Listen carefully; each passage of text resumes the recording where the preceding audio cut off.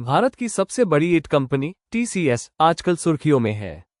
क्यों? क्योंकि टीसीएस में चल रही है छटनी की बड़ी लहर, लेऑफ्स।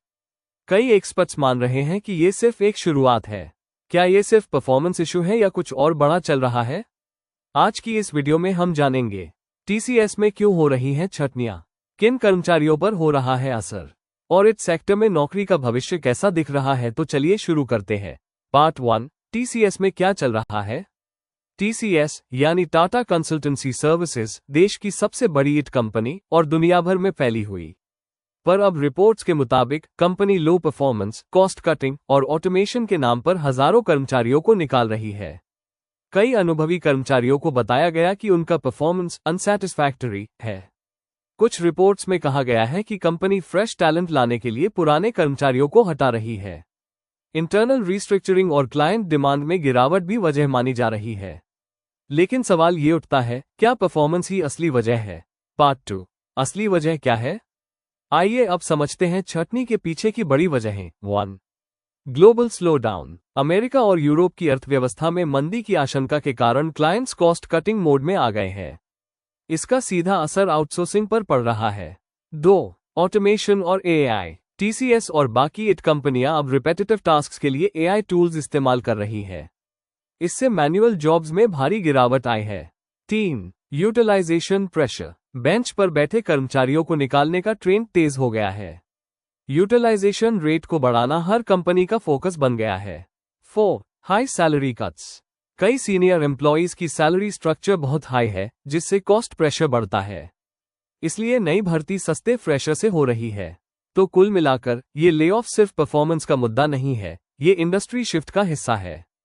पार्ट 3, किन लोगों पर पड़ रहा है असर। अब बात करते हैं कि किन लेवल्स के एम्प्लॉयज पर सबसे ज्यादा असर हो रहा है। उंगली से दाहिनी और इशारा 3-10 साल एक्सपीरियंस वालों पर सबसे ज्यादा दबाव है। उंगली से दाहिनी और इशारा जिनका बिलेबल प्रोजेक्ट नहीं है या जो बेंच पर है, वो ज्यादा रिस्क में है।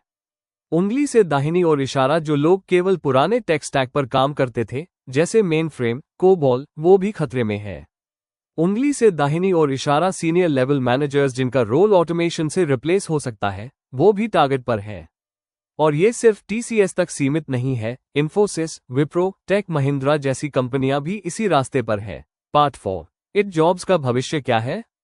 तो अब सवाल उठता है, ईट जॉब्स का भविष्य क्या है। स्मॉल डायमंड, क्या टेक में जॉब लेना अब रिस्क है? स्मॉल डायमंड, क्या हर ईट कंपनी लेऑफ्स करेगी? इसका जवाब है नो, लेकिन आपको अपडेट और अपग्रेड रहना होगा। नई टेक्नोलॉजी सीखिए, cloud, AI, cyber security, DevOps, soft skills पर काम कीजिए। कम्युनिकेशन, कोलैबोरेशन, फ्रीलांसिंग और गिग इकोनॉमी को समझिए। जॉब सिक्योरिटी नहीं, स्किल सिक्योरिटी पर फोकस कीजिए। जो लोग सीखते रहेंगे, उन्हें नौकरी की कमी नहीं होगी। कंक्लूजन, जोर पर्सनल एडवाइस। तो दोस्तों, टीसीएस में हो रही छटनी सिर्फ एक कंपनी की स्टोरी नहीं है, ये पूरी ईट इंडस्ट्री का बदलाव है। उंगली से दाहिनी और इशारा अगर आप ईट में हैं, तो घबराएं मत, बल्कि तैयार हो जाइए। उंगली से दाहिनी और इशारा अगर आप फ्रेशर हैं, तो खुद को स्मार्ट तरीके से पोजीशन कीजिए। इस वीडियो को अपने उन दोस्तों तक जरूर पहुंचाइए जो टीसीएस या ईट फील्ड में हैं। शायद उन्हें इस वीडियो से क्लैरिटी और मोटिवेशन मिले। आप क्या सोचते हैं इस छटनी के बारे में? कमेंट करके जरूर बताएं। अगर वीडियो अच्छा लगा हो तो लाइक करें, चैनल को सब्सक्राइब करें और बेल आइकॉन दबाना न भूलें।